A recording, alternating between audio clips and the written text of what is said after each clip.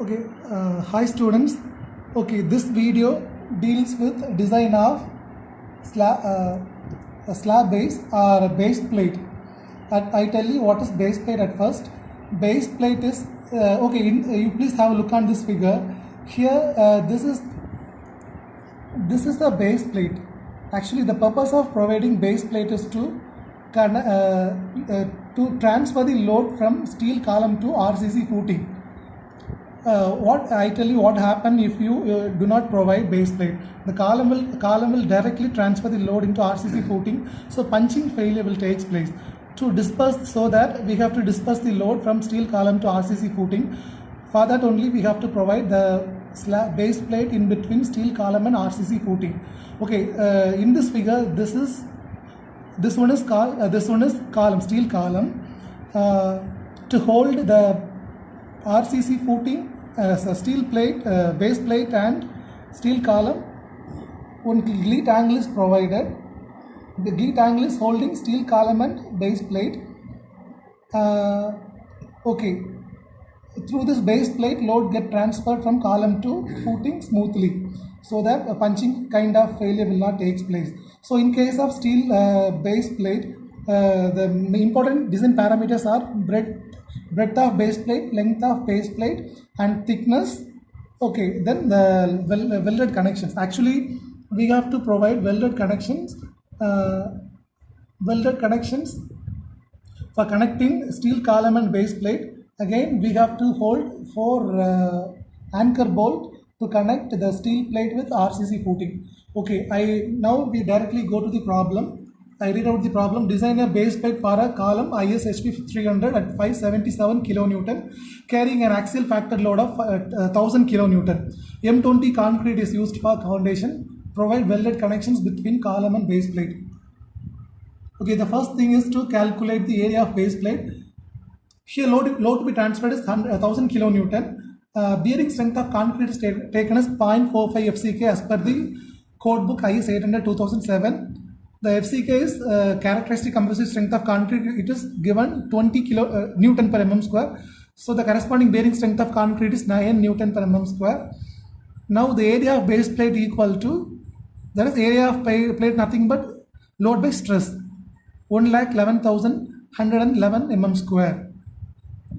Once we assume the breadth of the base plate, we will get the corresponding length of base plate, that is 310 mm.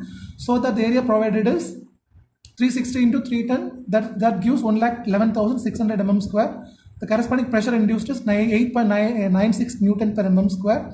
Next, projections. Projections nothing. I show you the figure so that you will understand the projections. Okay, look at this figure. Here the depth of the section is 300 mm. Base plate size is 360, 310. Now this is called projection. That is A projection, and this is called B projection. So how to get A projection? From length of base plate 360, you have to deduct 300 at first. Then when we divide the deduction by 2, you will get the projection A. Similarly, we have to do the same thing for getting B projection. Okay, here the value of A and B are 30 mm and 30 mm respectively. Okay, this is the formula to get the thickness of base plate. It is given in the code book, so that you please write down this formula directly from code book. Here W is the pressure, A is the A, B are the projections, maximum and minimum projections respectively. Gamma I am not partial safety factor, Fy yield strength. Okay, substituting these values, we will be having the thickness of, we got the thickness of base plate is 7.88 mm. So again, the one more condition to be satisfied is thickness of base plate should be more than thickness of flange plate of the column to be column.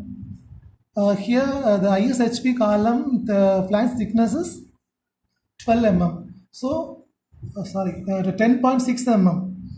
So that we have to provide minimum thickness of 10.6 mm. So that thickness of base plate is rounded as 12 mm thick. Again, we have to, as I told you already, to connect the base plate with RCC footing, we have to provide 4 number of anchor bolt. Here I have chosen four bolts of 20 mm dia having the length of 300 mm length. Next, welded connections. As I told you already, welded connection is provided to connect the column with base plate. Here the total length available. Length available is seen here. This is this one, and again this here this. These are the total length of the weld. Here the total length of weld is 1563.6 mm. Then strength of fillet weld. We already know that 189.37 Newton per mm square is the strength of fillet weld. Again, in order to get the effective length, we have to deduct some the size of weld. Finally, we got the effective length as 1460.34 mm. This is the formula. There is length into thickness gives the effective area. Area into stress gives load. Here load to be carried is 1000 kilonewton. Stress is 189.37. Area length into thickness. Length we already got 1400 something. So only unknown is thickness. Here they treat the length as the unknown, and they have assumed the thickness as 6 mm. So the minimum length to be provided is 880 mm, but the length we have provided is 1460.34 mm. Hence, we have provided the more length than what's required. Hence, if this figure shows the design detail for number of anchor bolt, length of connections, and everything. And thank you.